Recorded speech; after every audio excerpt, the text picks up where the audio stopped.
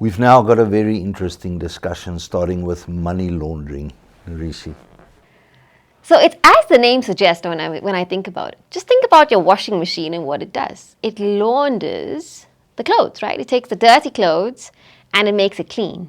So that's my simple understanding. It's the movement and the concealing of the illegal nature of some kind of funds and concealing that nature of where it's coming from. Some place that's illegal is either drug trafficking or extortion or, I don't know, insider trading. And it's taking that money, placing it into the financial system and what they call placement, and then layering that money. So distancing it away from its illegal place, and then integrating it and making it look clean and integrated into the normal financial world and financial transactions.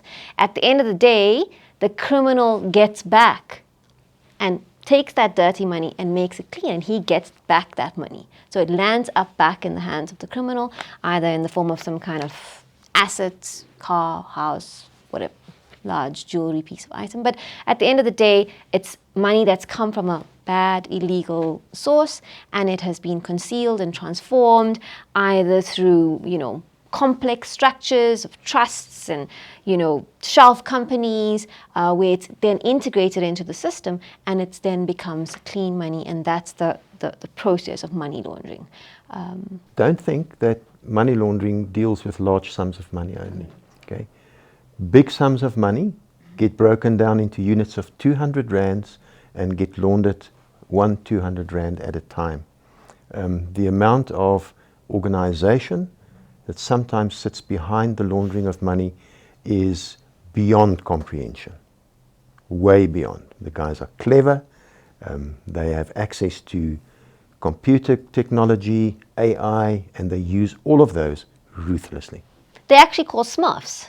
If you think of the Smurfs, the good old Smurfs, there's so many of them and they can get to work.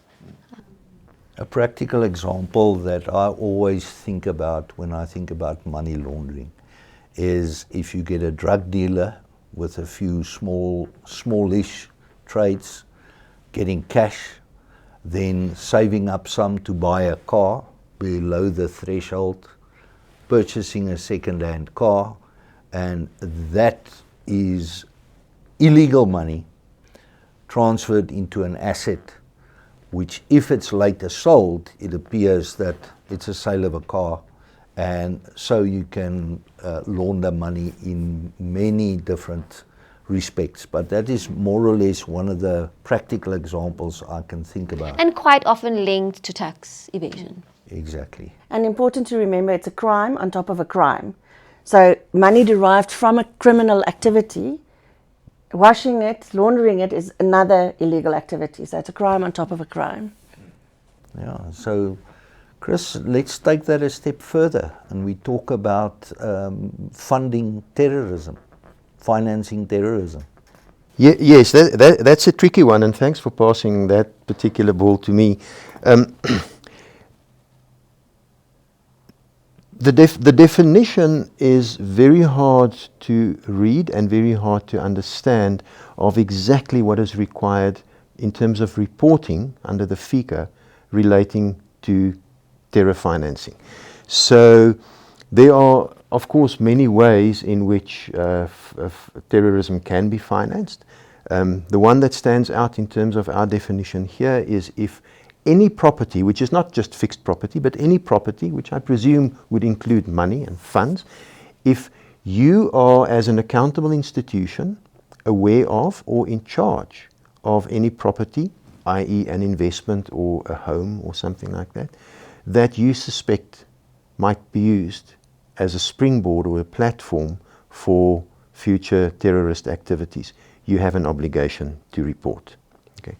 So the second aspect to that is also if you are as an accountable institution dealing with people whose names appear on a specified list, which is called the targeted financial sanction list, means that people whose names appear on those lists are not necessarily terrorists, because for that the United Nations has another list that we also have to consult, but means that if you are a TFS nominee It means that in some way, shape or form in the past, you have been engaged in sanctions busting or furthering terrorist activities through financing and that kind of thing. So those two things have to be read together.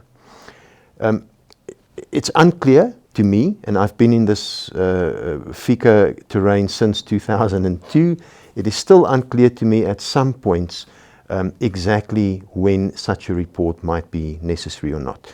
So my attitude is simply this: if it looks like terror financing, if it smells like it, and if it tastes like it, then please report it. The risks of being charged for failure to report are simply too great. We mentioned it in the beginning.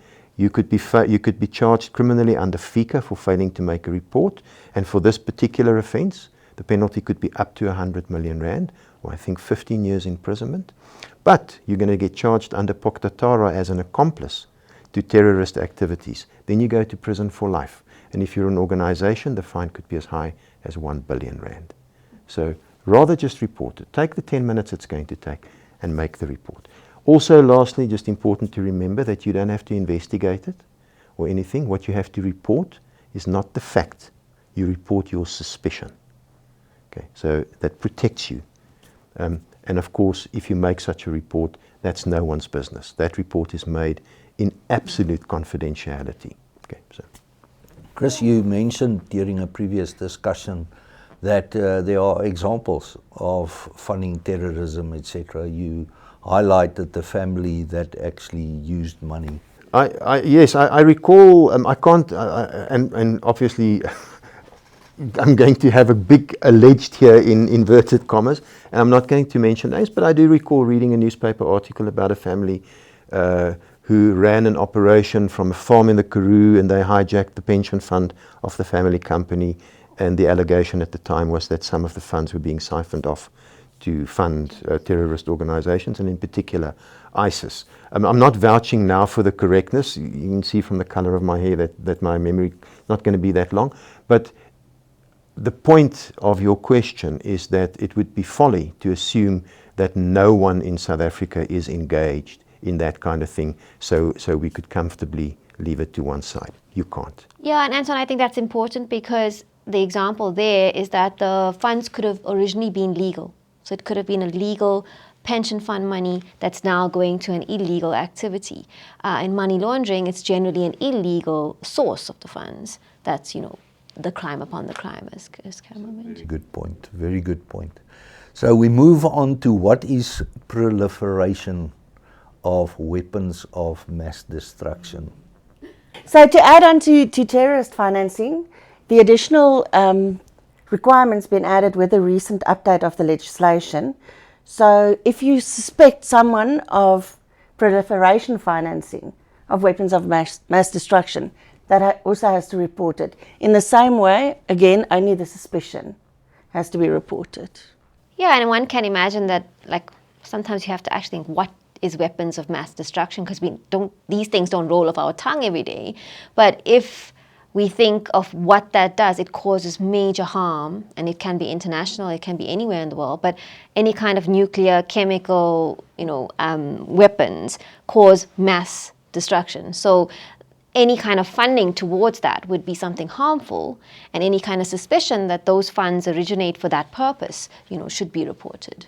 Yeah, and we also see direct influence or direct attention being paid to this new thing, yes, then if you want to call it that, by the FIC in the publication, in one of the public compliance communications, I can't recall which number, of a list of higher risk industries and sectors of industry. And that list is compiled specifically with proliferation financing in mind. So you have, and as an accountable institution, as part of your due diligence process, you have to be able to demonstrate that you recognize the increased risk in dealing with some of those. And we say that here because it's public knowledge, it's in the PCC. So courier companies, armaments companies, chemical manufacturers, all of those. You can see the lines. Accredited to actually deal in those control goods are automatically then a higher risk if you're doing any kind of... Because, of course, there are people that are authorized to deal in those kind of goods. And if they are authorized to deal in those goods, then they definitely present a higher risk if they are now coming to purchase a vehicle or a piece of So if you do customer due diligence with a client, you sit and you've got a list of about 16 different industries or sectors, and you say, take a deep breath and you say, are you one of these? And you run through them, and then at the end, none of the above. Thank goodness, and move on. So Yeah. Very interesting discussion. Thank you. I think it was very helpful to understand what money laundering is. Financing of terrorism is real. And then, of course, also financing of the weapons of mass destruction is all part of today's world. So thank you very much. That clarifies it, simply explained, and very valuable. Thank you.